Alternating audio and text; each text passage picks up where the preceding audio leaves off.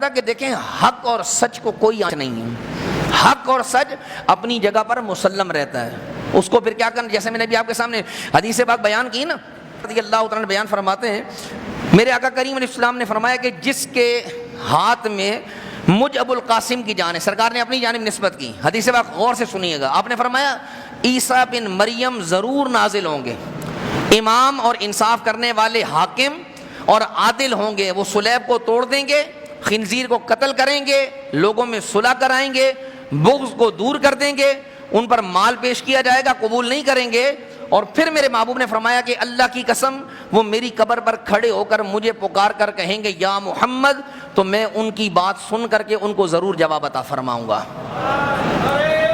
صحیح ہے، یہ سرکار علیہ السلام نے یہ بیان کیا۔ اچھا، دوسرا اسی کے متعلق دوسری ایک حدیث ہے، میرے آقا علیہ السلام نے فرمایا کہ حضرت عیسیٰ حج یا عمرے کے لیے آئیں گے اور فج روحا، یعنی جو بیر روحا والا راستہ جو مدینے سے مکے کی جانب آتا ہے، فرمایا فج روحا کے راستے سے گزریں گے اور میری قبر پر کھڑے ہو کر مجھے سلام کریں گے تو میں سن کر ان کے سلام کا جواب عطا فرماؤں گا۔ اچھا، یہ ایک بڑی لمبی بحث ہے۔ اس نے کیا کیا جی، خود کو، یعنی مرزا غلام احمد قادیانی نے خود کو کیا کیا جی، اس نے خود کو حضرت عیسیٰ علیہ السلام ظاہر کرنے کے لیے ایڑی سے چوٹی کا زور لگایا۔ وہ رہتا تھا قادیان کے اندر، اس نے قادیان کو نا دمشق کا نام دے دیا، اس نے کہا یہ دمشق ہے، ٹھیک ہے جی۔ لدھیانہ کو نا لد کا نام دے دیا، اس نے کہا بھئی یہ مقام لد ہے جہاں پر حضرت عیسیٰ علیہ السلام نے آنا، میں وہی ہوں، معاذ اللہ۔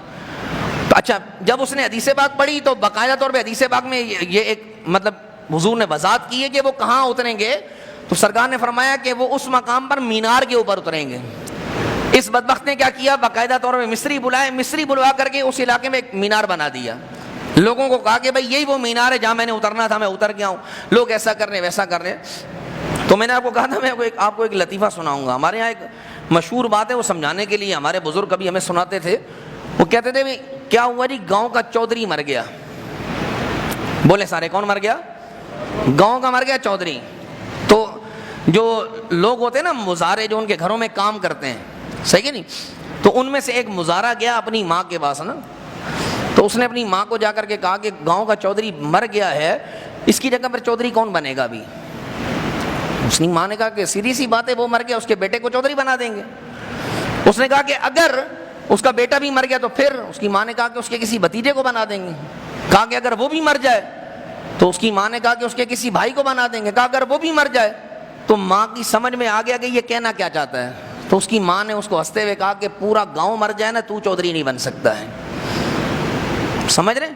یہ میں نے بات اس لیے بیان کی ہے کہ جب میرے محبوب علیہ السلام نے یہ بات بیان فرما دی نا کہ میرے بعد کوئی نبی نہیں آئے گا، تو اب زمانہ ہزاروں تعویلیں کرے اور ہزاروں حجتیں کرے، وہ کبھی بھی نبی نہیں بن سکتا ہے۔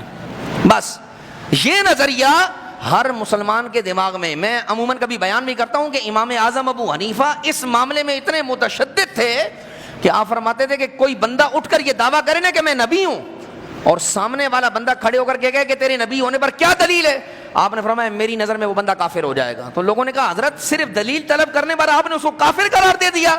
آپ نے کہا کہ اس کے دل کے اندر دلیل طلب کرنے کی بات اس کے دل میں آئی کیسے، جبکہ حضور نے کہہ دیا کہ میرے بعد کوئی نبی نہیں آئے گا ہے؟